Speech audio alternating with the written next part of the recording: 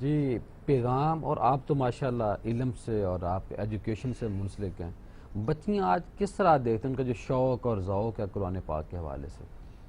دیکھیں قرآن پاک کا صرف اس کے اوپر آپ نے ہاتھ رکھ بھی لیا اور اس کو دیکھ بھی لیا تو یہ بھی باعث اجر و ثواب ہے، لیکن قرآن پاک کی 2 آیات کو معنی کے ساتھ اور فہم و تدبر کے ساتھ پڑھ لینا پورے قرآن کو بغیر فہم کے تلاوت کر لینے سے بہتر ہے۔ کیا بات، بہت اچھا نقطہ آپ نے اٹھایا۔ اب مقصد صرف یہ ہے کہ کیونکہ بات تو ہم تفسیر کی کر رہے ہیں تو شاید معاشرے والے سارے سمجھ لیے لیں کہ آج اس پروگرام کے ذریعے شاہ صاحب سمیت ہم سارے لوگوں کو، پاکستان کی تمام عورتوں کو مفسرات بنانے جا رہے ہیں، تو ایسا نہیں ہے۔ اللہ کرے ایسا ہو جائے، اللہ کرے ایسا ہو جائے۔ مقصد بیسیکلی اس طرف توجہ دلانا ہے کہ قرآن فہمی کی طرف آئیں۔ قرآن پاک کو ہمارے معاشرے کا کیونکہ ایک طرح امتیاز سمجھ لیں آپ بن گیا ہے کہ ہم نے قرآن کو صرف اجر و ثواب کے لیے رکھا ہوا ہے، اس کو غلاف چڑھا کے اور ایک مخصوص طاق کے اندر سنبھال کے رکھا ہوا ہوتا ہے۔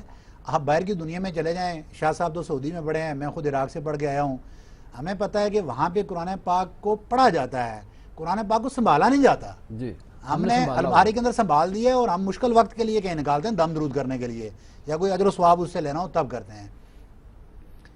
دم درود آپ کے بھی تب کامیاب ہوں گے کہ جب آپ قرآن کو ساتھ اس تعلق کو بحال کریں گے، آپ کے مسائل خود بخود حل ہو جائیں گے۔ دنیا میں آپ جہاں بھی جائیں نا، میں یہ بات اس لیے کر رہا ہوں کہ عورتوں کے اکثر مسائل ہیں اور ہمارے معاشرے کے اندر عقیدے کی کمزوری کی وجہ سے عورتیں خاص کر کے اس کا شکار ہیں، صحیح، بد عقیدگی کا شکار ہیں اور بہت ساری جگہوں پہ جا کے وہ برباد ہو رہی ہیں۔ اس لیے قرآن کے اندر ہر چیز کا حل موجود ہے۔ وَنُنَزِّلُ مِنَ الْقُرْآنِ مَا هُوَ شِفَاءٌ وَرَحْمَةٌ لِّلْمُؤْمِنِينَ، کہ قرآن تو سارے کا سارا شفا ہے اور رحمت ہے۔ آپ اس قرآن کو صرف سمجھ کے پڑھیں، آپ کے ہر مسئلے کا حل قرآن کے اندر موجود ہے۔ اس لیے ہمارے معاشرے میں ضرورت ہے اس امر کی۔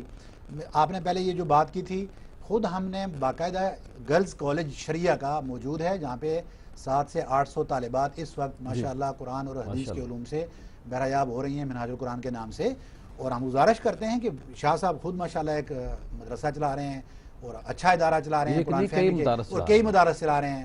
سرفراز اوان صاحب ماشاءاللہ اس شعبے سے منسلک ہیں اور اپنی زندگی اسی کے اندر انہوں نے گزار لی ہے۔